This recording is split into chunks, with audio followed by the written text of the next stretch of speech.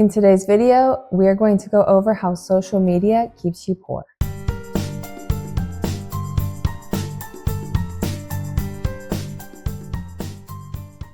Hi everyone, my name is Helen. Welcome to my channel.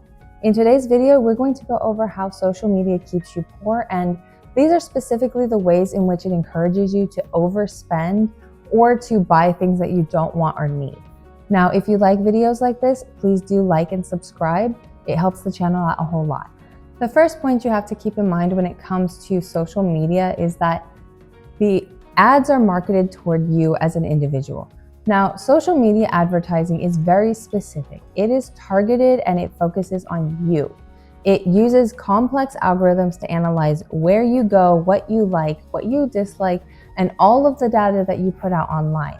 In particular, whatever you're liking on their platform, the algorithm is logging that data, and then you are going to be shown ads that are tailored to you. That means that the ads are going to be focused on things that you like, so you're more likely to buy those items. The second way that social media will keep you poor is through branded content. Now, branded content is specifically content that is put out from a brand on your favorite social media platforms. So that would mean that a brand of some kind, whether it be fast food, maybe a purse company, maybe it's a clothing company, whatever the case may be, they put out content on social media. That content is often very entertaining, and it very much differs from previous generations of content and advertising. In the past, when commercials were put on television, they had a warning beforehand that it was going to be a commercial coming up.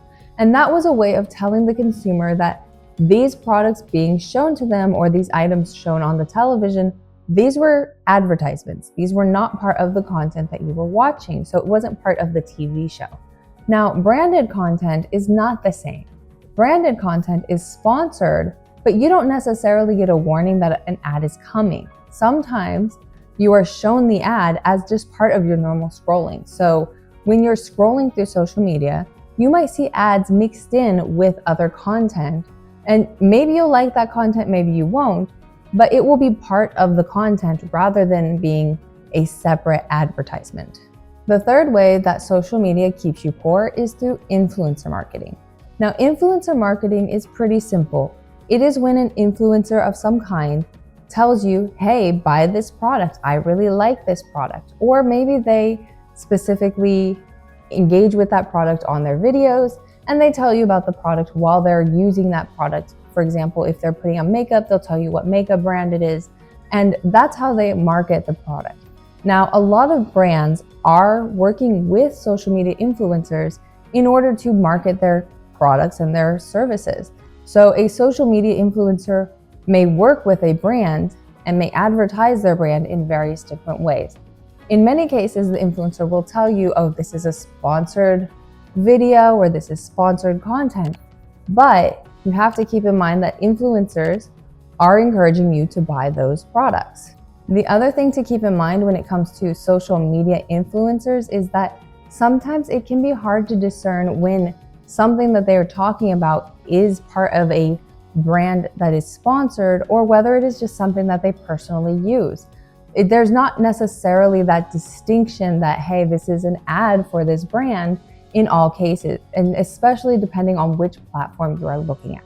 Sometimes the platforms don't require them to disclose in the same ways, so you may think that, oh, they disclose when they're giving an ad, but sometimes what they're doing is they're disclosing in ways that you don't necessarily recognize as a disclosure. Maybe it's a comment in their description, or maybe it is something that they've just offhand stated, but it's not as clear as compared to previous generations of advertising. The fourth way that social media keeps you poor is really just through the keeping up with the Joneses attitude. Now, society, especially here in America, encourages people to keep up with the Joneses. That means that people are encouraged to overconsume and they're encouraged to buy more products, and social media is a very easy way to encourage that attitude. Social media causes people to think, hey, I need this product because this person that I like on social media is using it, or, oh, I should buy these items because I want to look better than that person. And This whole attitude of keeping up with the Joneses, keeping up with other people, buying things to show off, that kind of attitude is keeping people poor, and social media really heightens it. So in the past, you maybe might have been comparing yourself to your neighbors or your friend group or other people within your circle. However, social media has opened up people's circles to such a large amount that now you're competing with people who are on the other side of the world. You're competing with people who are really just celebrities in their own right. So if you're comparing yourself to those people and you're like, hey, that person over there, they bought this branded item and I really need to buy that branded item now, you're setting yourself up for a financial disaster. Rather than taking that financial burden on your shoulders, you should focus on how to avoid keeping up with the Joneses and that particular attitude. The final way that social media can keep you poor is really through social proof. Now, social proof is a little bit different than advertising or keeping up with the Joneses. It's really just building yourself up on a certain social hierarchy. It's showing to the world, hey, I am at the top of this particular group, whatever it is that you happen to be involved with. And social proof is really just a way of getting likes, getting dislikes, and showing the world how good you're doing. The problem with that attitude and that particular situation is that you are potentially setting yourself up for financial problems by buying things to impress people who you don't even know. You're buying things with the hope that you will get likes, that you'll get attention, or really that you're just going to improve in some way, but on a social hierarchy. So you're not looking at improving your skills or improving your real situation or your finances.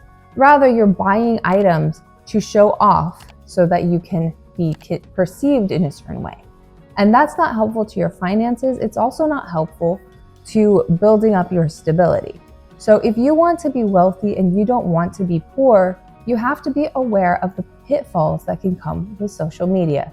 The more time you spend on social media, the more complicated it becomes to avoid seeing these ads and getting influenced to buy items that you don't want for no particular reason. That's it for today's video. If you liked the video, please subscribe, and I will see you in the next one.